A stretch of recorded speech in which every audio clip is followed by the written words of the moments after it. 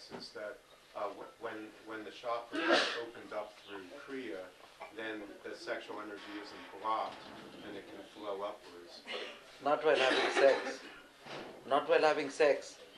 When you have sex, the normal sex, the energy flows downwards. Who told you the energy flows upwards? Well, I've never seen a man like you.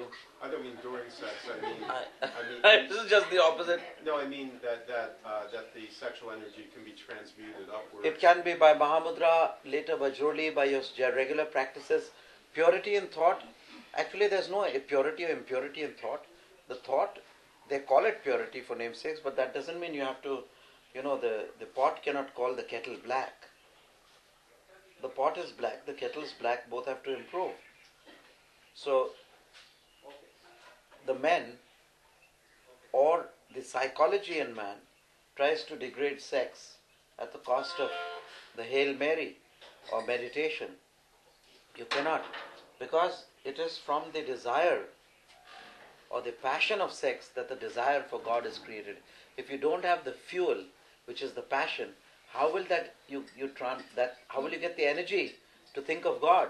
If you haven't the energy to have sex, how will you have the energy to think of God? Just strip them of their colors, the emotion of sex and the emotion of any false notion, and use pure energy. That is called the alchemy of totale trasformazione. To use the energy of sex, bereft of its emotion, bereft of lust, take the pure energy and use it for the transformation. Use it for boosting your soul to consciousness. This is an alchemy which must be done. And how may we strip this energy of the feeling of sex?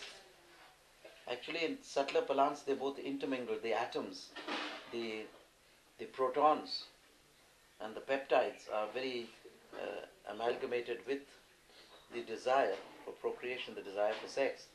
We don't actually, behind it is not a desire for sex or to enjoy the man or the woman. The desire is to save your species, lest we die down.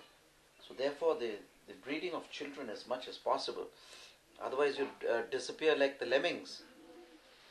Does any individual have a responsibility to become a parent, to reproduce? Does any one individual have that responsibility to reproduce?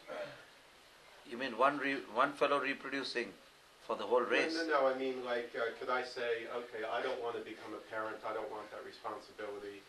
Let other people preserve the race. No, this is a much vaster thought than you and I.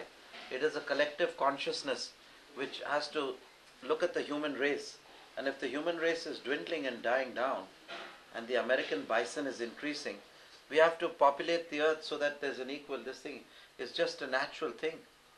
Like it would be for a savanna lion or something to reproduce its own offspring.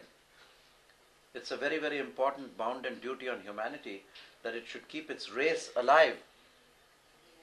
That it's a fun thing is a very minor portion of it. So how is it decided who is going to be the parents and who? You can't say I don't want the fun thing and I still want to have sex. No one will have it.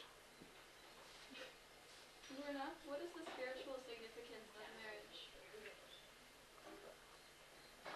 The spiritual significance of marriage is an economic significance.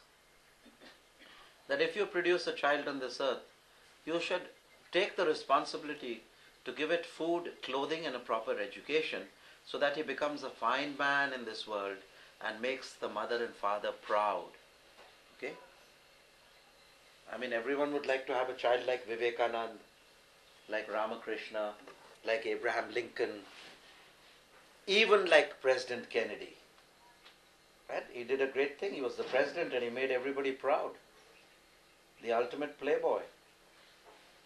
So, but you don't want a vagabond or something, or a demon or a terrorist to be born into your house.